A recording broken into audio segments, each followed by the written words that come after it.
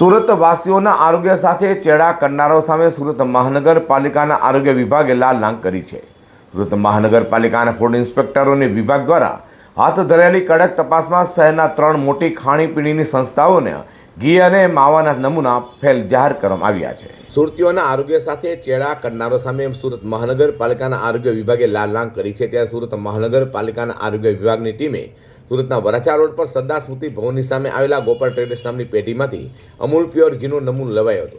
આ નમૂનાનું public health લેબોરેટરીમાં પૃથ્થકરણ કરાતા તેમાં બીટા ચેટરસોરોલની હાજરી મળી આવી છે। ફંડ એનાલિસ્ટના જણાવ્યા અનુસાર શુદ્ધ ઘીમાં આ તત્વની હાજરી જણાવી છે।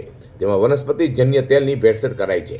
Food safety and standard act 2006 મુજબ આ નમૂનો સબ સ્ટાન્ડર્ડ જાહેર કરાયો હતો। તો ચેમડાની વનના દૂધ ગુરુકૃપા ટ્રેડિંગમાંથી દૂધના માવાનો નમૂનો પણ લેવાયો હતો।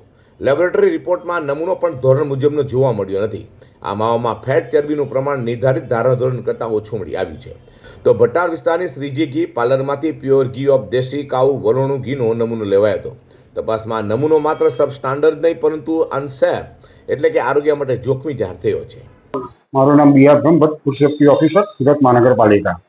સેમ્પલો ફેલ આવે છે કઈ પ્રકારના સેમ્પલો?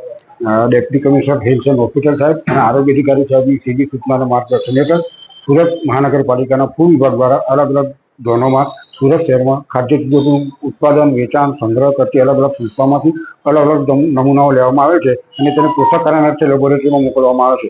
આ નમૂનાઓ પૈકી 3 નમૂનાઓ સબ સ્ટાન્ડર્ડ અથવા અનસેફ જાહેર થયેલ છે। હવે કાર્યવાહી કઈ પ્રકારની રહેશે અને કઈ કોના કોના છે? જે લોકોના નમૂનાઓ સબ સ્ટાન્ડર્ડ અથવા અનસેફ આવ્યા છે તેમની વિરુદ્ધ કાયદામાં જે જોગવાઈઓ છે તે પ્રમાણે આગળ ફૂડ સેફ્ટી એન્ડ સ્ટાન્ડર્ડ એક્ટમાં જે જોગવાઈઓ છે તે પ્રમાણે આગળ કાર્યવાહી કરવામાં આવશે। આ કેટલા ટાઈમ પહેલા સેમ્પલ લેવામાં આવ્યા? આ સેમ્પલો આશરે 10-12 દિવસ પહેલા લેવામાં આવેલા હતા। કોના કોના હતા? આ સેમ્પલો ગોપાલ ટ્રેડર્સ, વરના દૂધ, શ્રીજી ઘી પાર્લર એમ અલગ અલગ સંસ્થાઓનો છે।